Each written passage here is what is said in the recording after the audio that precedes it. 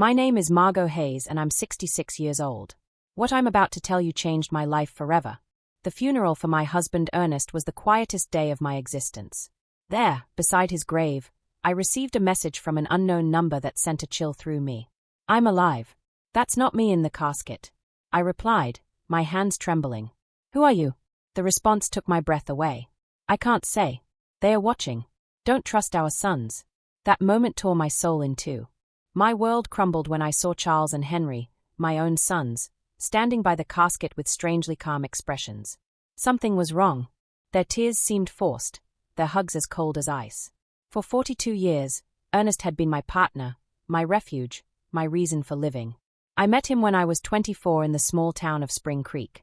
We grew up on the same dusty back roads, sharing modest dreams. I cleaned houses to support my sick mother while Ernest repaired bicycles in a small shop he inherited from his father. We were poor, but we were happy. We had something money couldn't buy. Real love. I remember the first time he spoke to me. It was a Tuesday morning. I was walking toward the market in my faded green dress and worn-out shoes. He stepped out of his shop with grease-stained hands and smiled at me with a shyness that made me fall in love with him instantly. Good morning, Margot, he said in a soft voice. Need me to check out your bike? I didn't own a bike, but I came up with an excuse just to talk to him. That conversation turned into dates under the big old oak tree in town's square park, then into promises of eternal love and finally into a simple wedding full of hope. The first few years were hard. We lived in a 2-bedroom house with a tin roof. When it rained, we'd set out pots all over the house to catch the leaks, but we were happy. Ernest worked from sunup to sundown in his shop, and I sewed clothes for the women in town. When Charles was born, I thought my heart would burst with happiness. He was a beautiful baby with his father's big eyes and my smile. 2 years later, Henry arrived just as perfect. I raised them with all the love in the world, sacrificing my own needs for theirs. Ernest was a wonderful father. He'd take them fishing in the river on Sundays, teach them to fix things with their hands, and tell them stories before bed. I fed them, dressed them, and comforted them when they cried. We were a close family, or so I believed. As they grew up, things started to change. Charles, the oldest, was always ambitious. From a young age, he'd ask why we lived so modestly, why we didn't have a car like other families. Henry followed his lead in everything, as he always had. When Charles turned 18, Ernest offered him a job at the shop, but he rejected it with contempt. I don't want to get my hands dirty like you, Dad. I'm going to be someone important. Those words hurt Ernest deeply, though he never said it to me. I'd see him sitting on the porch at night, staring at the stars with a look of sadness. His son had rejected not only his work, but his entire way of life. The years passed, and to my surprise, Charles managed to make a name for himself in the business world. He got a job at a real estate company in the city. Henry followed soon after. They both started making money, far more than Ernest and I had ever seen. At first, I was so proud. My sons had achieved what we never could, escaping poverty and building a better life. But little by little, that joy turned into sadness. Visits became less frequent and phone calls grew shorter. When they did come, they arrived in expensive cars, dressed in fancy suits, talking about investments and properties. They'd look at us with a strange mix of pity and shame. Mom, Charles said to me during one of their sporadic visits, you and Dad should move somewhere better. This house is falling apart. He was right. But that house held all our memories. It was where we'd raised our sons, where we'd shared thousands of meals, where we'd grown old together. It wasn't fancy, but it was our home. Ernest, always wise, would tell me, Margot, money has changed our boys. We aren't enough for them anymore. I resisted believing it. I kept justifying their absences, their brief calls, their broken promises. They are busy building their lives. I'd tell myself someday they'll be the loving boys we raised again. But in my heart, I knew Ernest was right.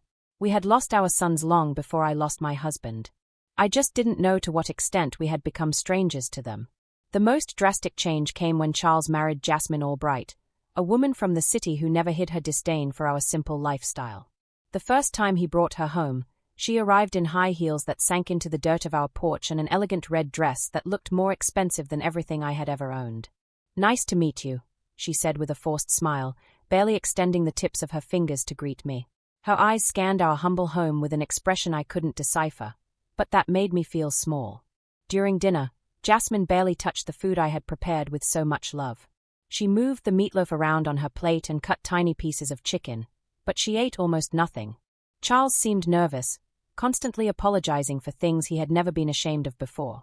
"Next time we'll take them out to a restaurant," he whispered to Jasmine, thinking I couldn't hear, but I heard him. Every word pierced my heart like a knife. Henry, for his part, remained single, but adopted the same distant attitude as his brother. His visits were limited to special occasions, and even then, he always seemed to be in a hurry to leave.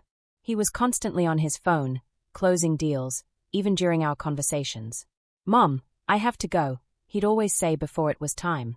"I have an important meeting early tomorrow." Family Sundays became a distant memory. Christmases grew cold and formal. My sons would bring expensive gifts we didn't need. They'd stay for 2 or 3 hours and then leave with evident relief. Ernest and I grew old alone, comforting each other. He continued to work in his shop, though his hands no longer had the same strength. I continued with my sewing, but my eyes weren't the same. We made do with our small income, proud not to ask for anything from our successful sons. "Do you know what the saddest part is, Margot?" Ernest said to me one night as we drank coffee on the porch.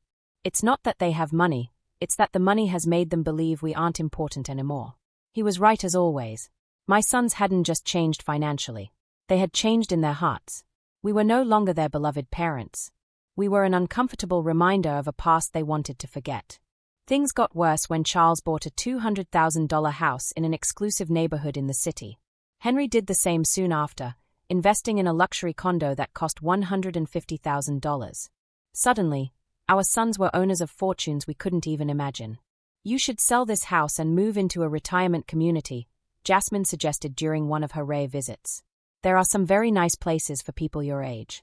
You'd be more comfortable." The word community hit me like a slap, a retirement community. After 40 years of building our home, after raising these sons with so much love, they wanted to send us to a home. "We don't need a home," Ernest replied with the dignity that always characterized him. "We're fine here in our house." But I saw the expression on Charles and Henry's faces. They supported Jasmine's idea. To them, we were a burden, a problem to be solved in the most convenient way. It was then that the more direct suggestions began. Charles arrived one day with papers in his hand, documents he had prepared without consulting us. "Dad, Mom," he said with that fake smile he had perfected. "I've been thinking about your future. This house is worth at most $1,000. If you sell it, I can add some money so you can move somewhere better, a better place." To us, there was no place better than the home where we had been happy for decades. But Charles didn't understand that. For him, everything came down to numbers, to monetary value. Besides, he continued, "I think Dad should retire from the shop. He's already 70 years old. It's time to rest." Ernest looked at him with infinite sadness. "Son, working isn't a burden for me. It's what keeps me alive, what gives meaning to my days." "But you could get hurt," Henry insisted, backing up his brother, as he always did. "At your age, an accident would be very dangerous." Their words sounded caring, but I sensed something more behind them, an impatience, an urgency I couldn't fully grasp. The following months were tense. My sons increased the pressure for us to sell the house. They brought real estate agents without telling us.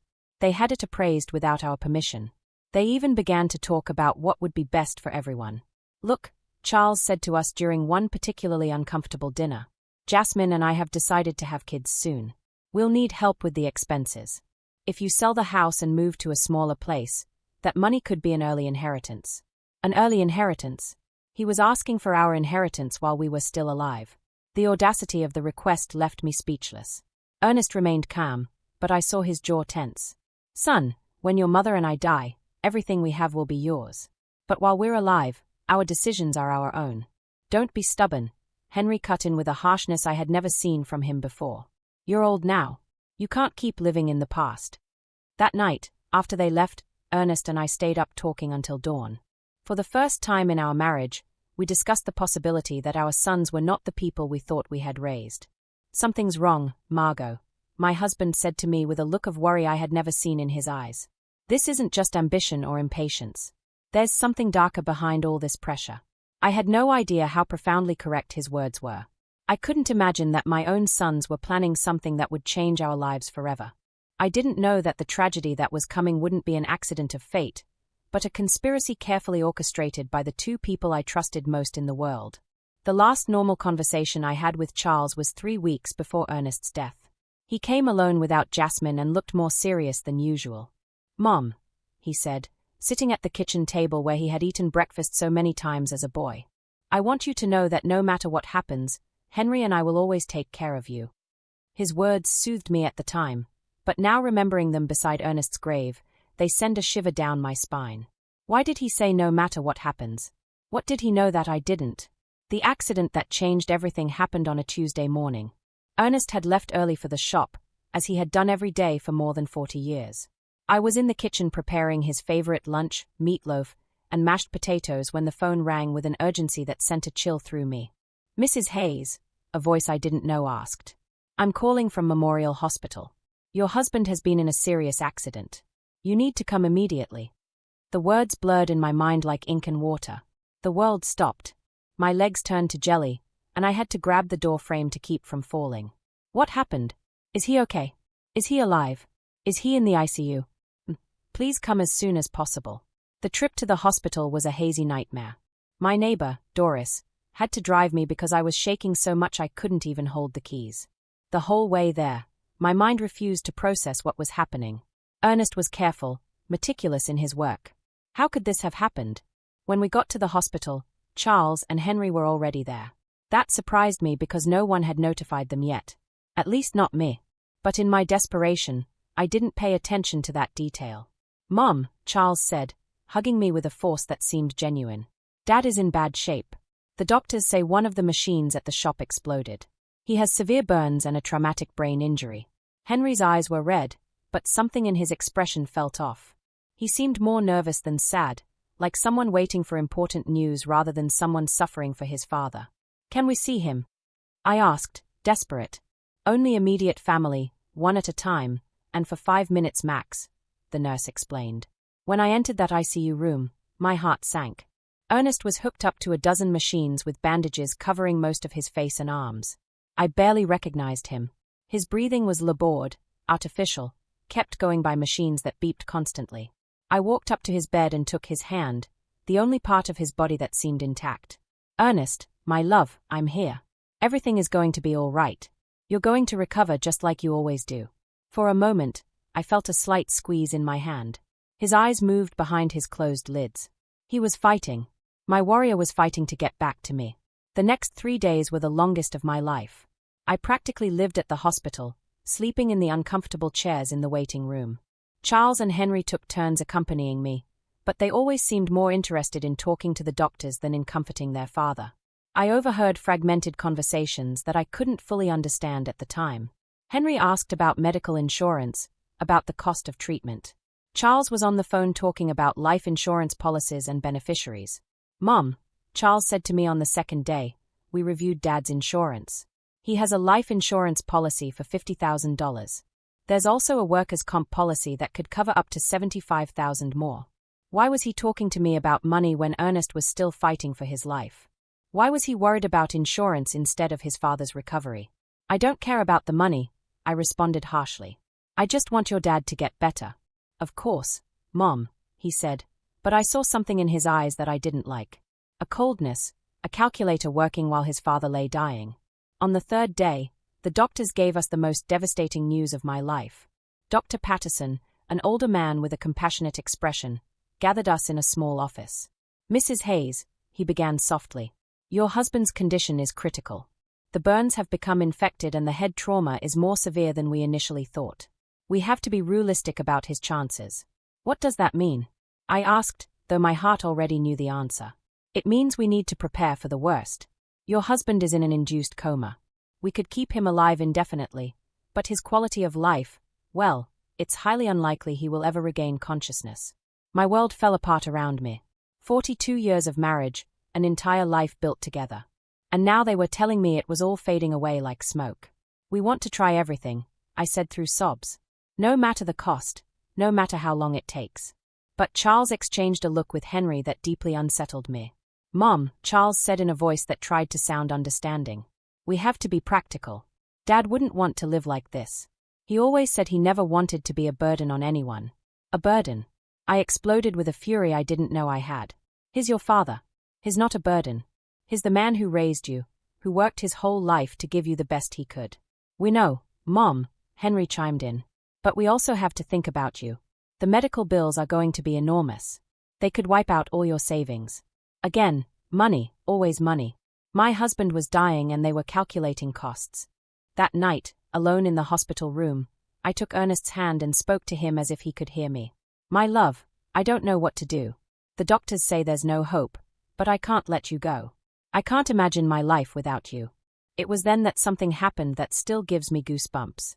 His fingers moved slightly, squeezing mine with a force that was almost imperceptible. His lips moved as if he were trying to say something, but no sound came out. I called for the nurses, desperate. His reacting. His trying to talk. But by the time they arrived, Ernest had returned to his previous state. The nurse checked the monitors and shook her head. Sometimes there are involuntary muscle spasms. It doesn't mean he's conscious. But I knew what I had felt. Ernest had tried to communicate with me. He had fought to tell me something important. 2 days later, in the early hours of Friday morning, the machine alarms went off. Lights flashed. Nurses rushed to Ernest's room. I was dozing in the hallway when the noise woke me up. No, no, no, I screamed, running toward the room. The doctors worked for 40 minutes trying to resuscitate him, but it was useless. At 4:37 in the morning, Ernest was officially declared dead. The pain I felt in that moment was physical, as if my heart had been ripped from my chest. I collapsed by his bed, hugging his still warm body, refusing to accept that he was gone forever. Charles and Henry arrived at the hospital an hour after their father's death. They seemed prepared, as if they had been expecting the call. They brought papers, documents, and phone numbers for funeral homes.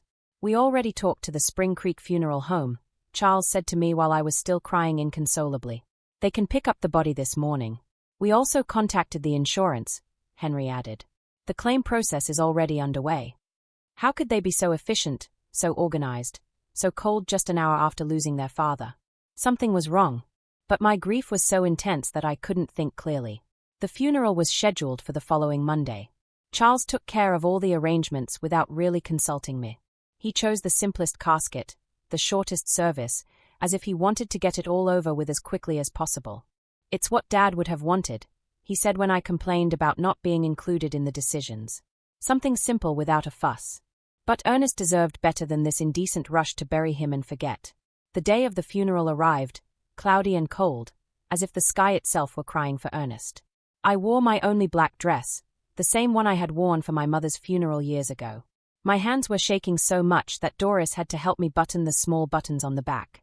"Be strong, Margot," my dear friend whispered as she carefully combed my hair. "Ernest would want to see you strong, but I didn't feel strong.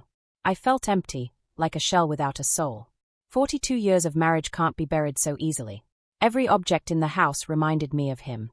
His coffee mug on the table, his tools on the porch, his pillow that still held his scent. When we got to the cemetery, I was surprised by how few people had attended. I expected to see more of Ernest's co-workers from the shop, more neighbors, more acquaintances, but it was only Charles, Henry, Jasmine, Doris, me, and the pastor.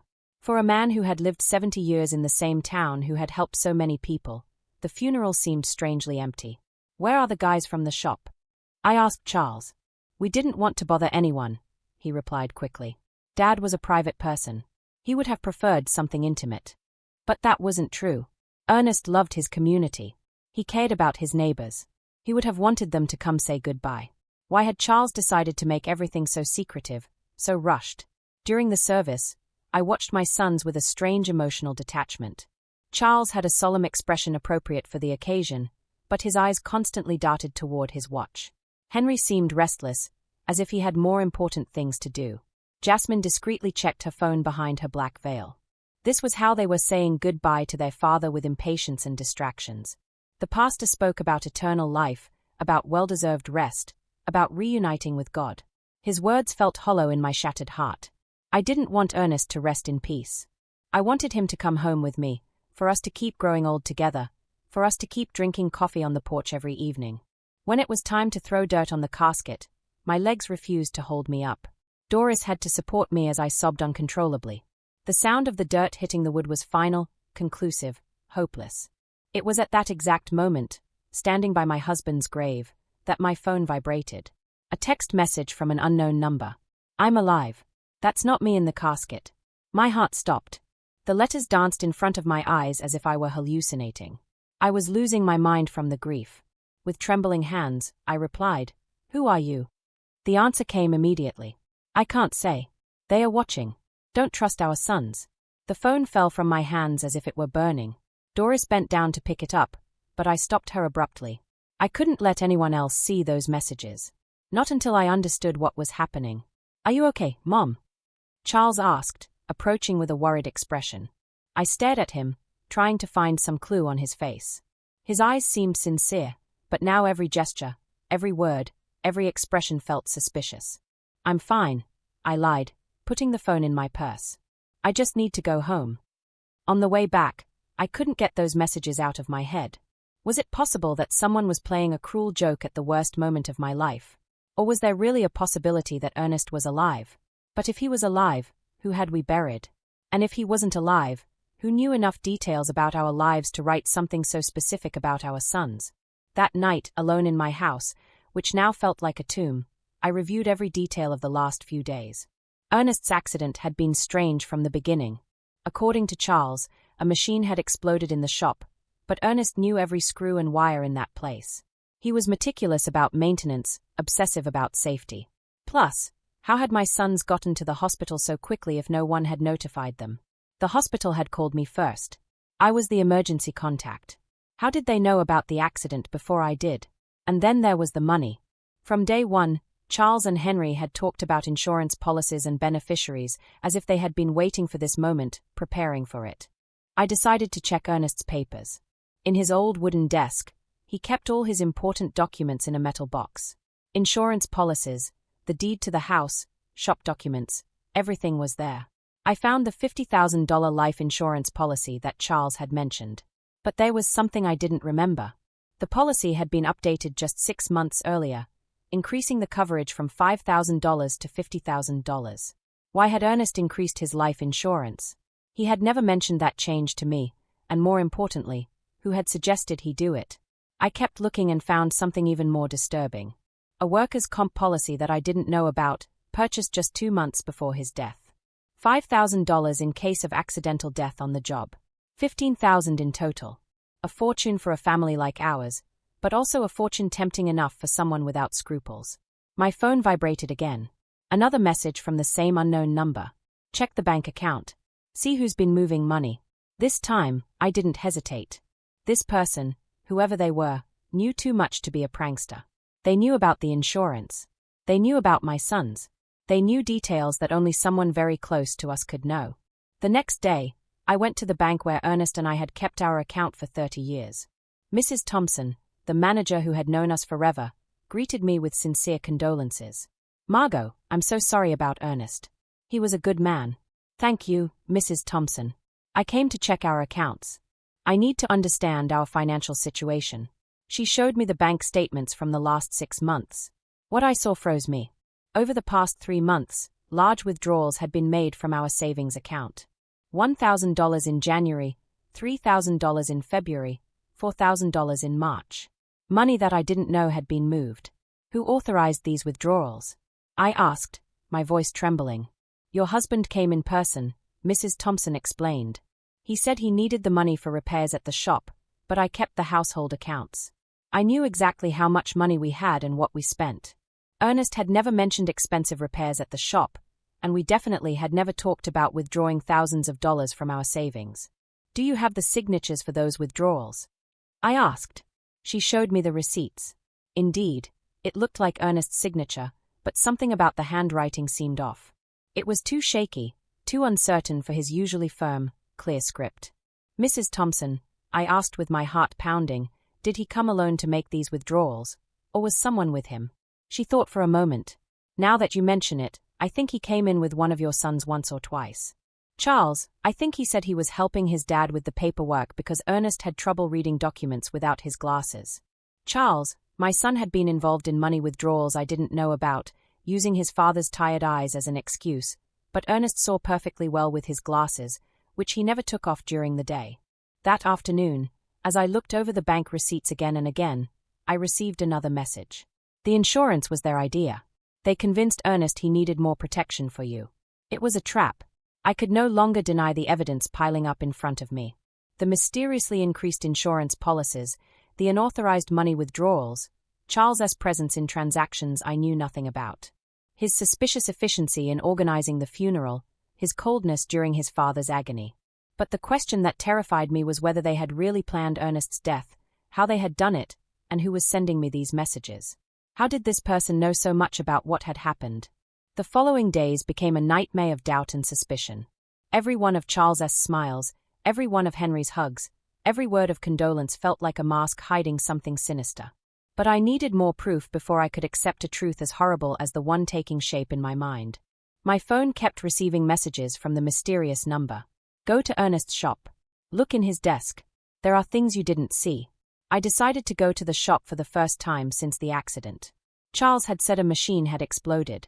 But when I got there, I found something completely different from what I expected. The shop was strangely clean, too clean to have been the scene of an explosion. There were no burn marks on the walls, no debris, no signs of the destruction that such a serious accident should have caused. Where is the machine that exploded? I asked out loud. I looked all over the shop and found every machine in its place working perfectly. The welder, the compressor, the electric saw, all were intact. What then had been the cause of the accident? In Ernest's desk, I found something that sent a chill through me. A note written in his handwriting dated 3 days before his death. Charles insists I need more insurance. He says it's for Margot. But something doesn't feel right. I don't trust his intentions. Below that note was another. Henry brought me some papers to sign. He says they are to modernize the shop, but I don't understand what it's about. Why all the hurry? My husband had had suspicions. He had intuited the evil intentions of our sons, but he had died before he could tell me. I kept searching and found an envelope sealed with my name on it. I opened it with trembling hands. It was a letter from Ernest. My dearest Margot, if you are reading this, it means something has happened to me. In recent months, I've noticed strange changes in Charles and Henry. They are too interested in our money, in the insurance, in us selling the house. Jasmine is putting a lot of pressure on them. Yesterday, Charles told me I should be more concerned about my safety because at my age, any accident could be fatal. I don't know why, but those words sounded like a threat. I love you, Margot. If something happens to me, don't trust anyone blindly, not even our sons. The letter fell from my hands. Ernest had sensed his own death. He had seen the signs that I, blinded by maternal love, had ignored. That night, Charles came to visit me. He arrived with a bottle of wine and a smile that now seemed completely fake. Mom, I've been thinking about your future, he said, pouring himself a glass without asking if I wanted one. The insurance money. It's already in process. It'll be $15,000. How do you know the exact amount? I asked, feigning innocence. Well, I helped Dad with the insurance paperwork. He wanted to make sure you had enough money to live comfortably. A lie. Ernest had never wanted to increase the insurance. According to his own note, he had been pressured by Charles. And what do you think I should do with that money? I asked, carefully watching his reaction. His eyes lit up with a glint that gave me a chill. You could buy a smaller, cozy house, or even better, move into a nice retirement community where you'd have company and medical care. Henry and I could manage your money to make it go further. Manage my money. We just want to take care of you, Mom. At your age, it's easy to get scammed or make bad financial decisions. We know about investments, about business. We could triple that amount in a few years. Triple my money or make it disappear into their own pockets. Let me think about it, I said, trying to buy time. Of course, Jasmine said with her fake sweetness. But not too long. For your own good. After they left, I sat in my kitchen, shaking with rage and fear. My own sons, my flesh and blood, had not only murdered their father, but now they were planning to steal everything I had left. That night, my phone vibrated with a longer message than the others. Tomorrow, go to the police station. Ask for the report on Ernest's accident. There are contradictions you need to know about. The next day, I went to the local police station. Sergeant O'Connell, who had known Ernest for years, greeted me kindly. The report on your husband's accident, he asked with a confused expression. What accident, Mrs. Hayes? From his shop, when the machine exploded. The sergeant checked his files and shook his head. We don't have any report of an explosion at Ernest's shop here. In fact, We don't have any report of a work accident involving your husband. I felt the world sway under my feet. But my son said it was an accident at the shop. That's why he was in the hospital. Mrs. Hayes, your husband arrived at the hospital on Tuesday morning, but not from a work accident. According to the medical report I have here, he arrived unconscious with symptoms of poisoning. Poisoning. The doctors found traces of methanol in his blood, a quantity sufficient to cause blindness, brain damage, and eventually death. The hospital should have informed you of this poisoning. It hadn't been an explosion. It hadn't been a work accident. Someone had deliberately poisoned my husband. Why didn't anyone tell me this? I asked, my voice breaking. The immediate family who signed the hospital papers requested that the information be kept confidential to avoid unnecessary speculation. They said, "You were too emotionally fragile to handle the technical details." The immediate family. Charles and Henry had hidden the true cause of Ernest's condition, invented the story of the explosion, and manipulated everyone, including me, to cover up a murder. Mrs. Hayes, the sergeant continued, if you suspect the circumstances of your husband's death, we could open a formal investigation. I had more than suspicions. I was certain that my own sons had murdered their father for money. That afternoon, Henry came home with a bouquet of flowers and the same fake smile as Charles. "How are you, Mom? You look tired." "I'm fine," I lied, observing his every gesture from a new perspective. "I'm just thinking about the future." "That's good. Charles and I have been talking. We think you should sell the house soon while it's fresh on the real estate market." "Why the rush?" "Well, old houses lose value quickly and you need liquidity. Funeral expenses, pending medical bills, more lies." The funeral had been cheap, almost insultingly so, and there were no pending medical bills because the hospital insurance had covered them. "Henry," I said, looking him directly in the eyes, "you knew your dad didn't die from a work accident." For a fraction of a second, I saw panic in his expression, but he recovered quickly. "What are you talking about, Mom?" "I went to the police station. There's no report of an explosion at your dad's shop." This time, the panic was more evident. "Mom, you shouldn't be doing things like that. They'll confuse you. The grief is getting to you. The grief is getting to me, or you've been lying to me." He got up abruptly, spilling the coffee I had poured for him. "I think you need to rest. We'll talk when you're calmer." He left quickly, but not before making a phone call from the porch, although I couldn't hear the words. The tone was urgent, worried. That night, I received the most revealing message yet. "They are coming together tomorrow. They are going to try to convince you that you're crazy, that grief is making you imagine things. Don't believe them, and don't take anything they offer you to eat or drink." The mysterious message's prediction came true exactly as it had warned. The next day, Charles and Henry arrived together at my house, accompanied by Jasmine.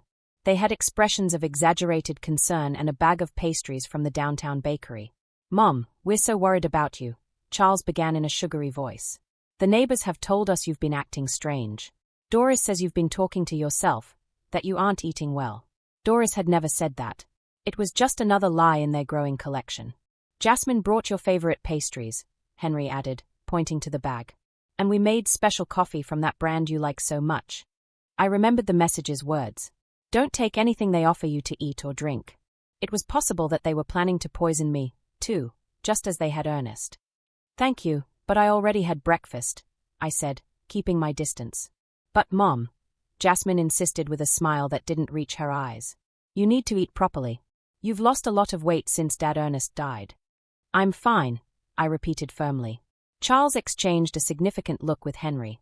It was the same look they had shared at the hospital when the doctor gave us Ernest's prognosis. "Mom," Charles said, sitting closer to me, "we want to talk to you about something important. Henry and I have been consulting with some doctors about your recent behavior." "My behavior?" "Yes. The strange questions you've been asking, the visits to the police station, that obsession with irrelevant details about Dad. It's normal after such a great loss, but it can be dangerous if it's not treated." Henry nodded gravely. "We spoke to Dr. Albright.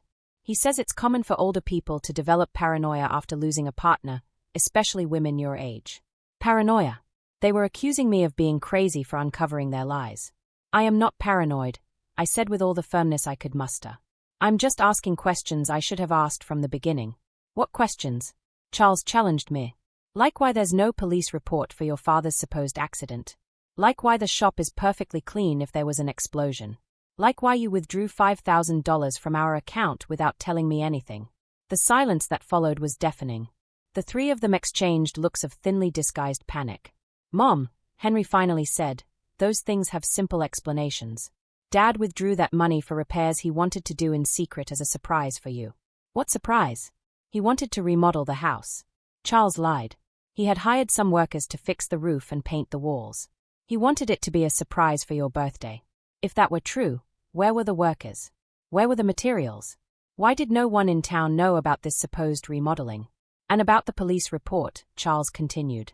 Not all work accidents require a report, especially when they happen on private property. More lies. Sergeant O'Connell had been very clear. Any work accident with serious injuries requires an official report.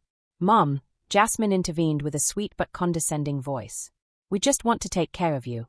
That's why we thought it would be best if you moved to a place with specialized medical attention. A home, a specialized care home, Charles corrected, for people who are going through complicated grief. They have psychologists, nurses, activities to keep you busy. And in the meantime, Henry added, we can take care of selling the house, managing the insurance money, all those complicated things you shouldn't have to handle in your current state. There it was, the complete plan. Declare me mentally incompetent, put me in a home, and take control of all my money. First, they had murdered Ernest for the insurance money, and now they wanted to steal from me, too. And what if I refuse? I asked them.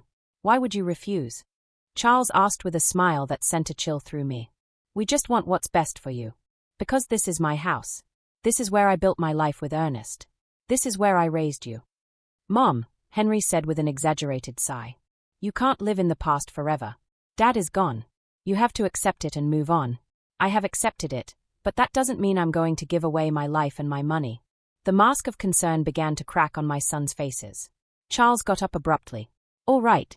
If you won't listen to reason, we'll have to take more drastic measures. What does that mean? It means we can start a legal process to have you declared mentally incompetent. We have witnesses to your erratic behavior. We have testimony from doctors who confirm you're suffering from senile paranoia. Doctors? What doctors? I hadn't spoken to any doctors about my mental state.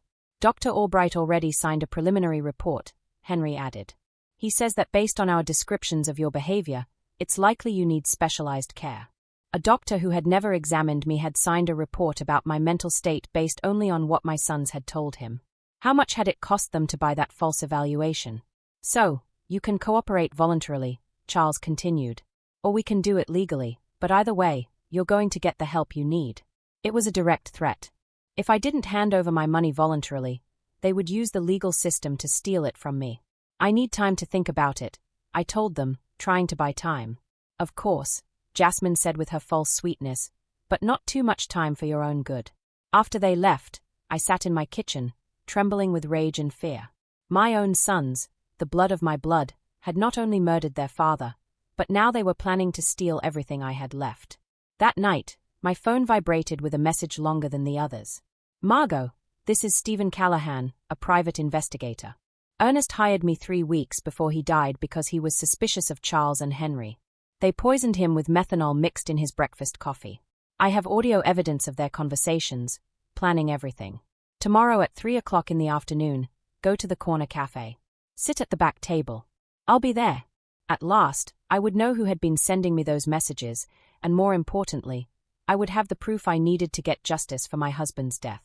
But I also knew I didn't have much time. Charles and Henry had shown their hand. If I didn't act fast, I'd end up locked in a home while they spent the money that had cost Ernest his life. The war had begun. And even if I was a 66-year-old woman against 2 ruthless men, I had something they didn't. The truth. And the truth sooner or later always finds a way to come out. That night, for the first time since Ernest's death, I smiled because I knew my husband had not died in vain. His caution, his instinct, his decision to hire a private investigator was going to allow me to get justice. Charles and Henry had seriously underestimated their mother. They were about to discover that a woman fighting for the memory of her murdered husband is a force more powerful than all their greed combined. The next day arrived, filled with nervousness and anticipation. I dressed carefully, choosing my most serious purple dress, the one I wore for important occasions. If I was going to meet the man who could give me the answers I needed, I wanted to be prepared for any revelation. At 2:30 in the afternoon, I walked toward the corner cafe with determined but cautious steps. Every shadow looked suspicious. Every person on the street could be a spy sent by my sons. The paranoia they had accused me of having was starting to feel justified. The cafe was moderately full. I went straight to the back table as I had been instructed. I ordered a chamomile tea and waited, my hands trembling slightly on the worn wooden table. Exactly at 3 on the dot, a man in his 50s approached my table. He was tall and gray-haired with intelligent eyes and a serious but kind expression. He was carrying a brown folder under his arm. "Mrs. Hayes?" he asked in a low voice. I nodded, not yet trusting my voice. "I'm Stephen Callahan.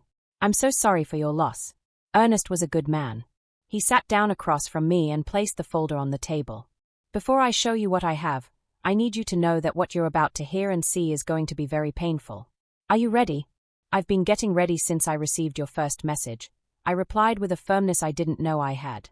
Stephen opened the folder and took out a small voice recorder. "Ernest came to see me a month ago. He was worried about his son's behavior. He hired me to investigate them discreetly."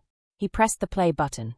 Ernest's voice, so familiar and dear, filled the small space between us. "Stephen, I need you to know that if something happens to me, it won't be an accident. Charles and Henry have been pressuring me to increase my life insurance. Yesterday, Charles brought me papers, he said, were to better protect Margot. But when I read them, I realized there were also clauses that directly benefited them." My heart sped up.